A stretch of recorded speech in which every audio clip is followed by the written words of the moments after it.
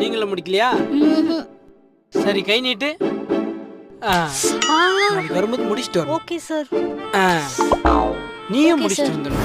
அப்பாடா, என்னடா நல்ல சாரா இருக்காருடா.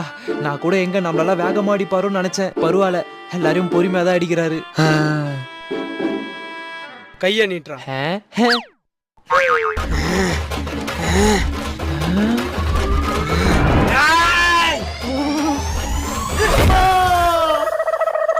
அம்மா, அது என்னடா பொண்ணுனா மட்டும் பொறுமையா அடிக்கிற, பசங்களை மட்டும். முடிச்சுட்டு வரேன். மாபு. சார், நெக்ஸ்ட் செமினார் நீ தான் எடுக்கணும். போய் எடுப்போ. Okay sir.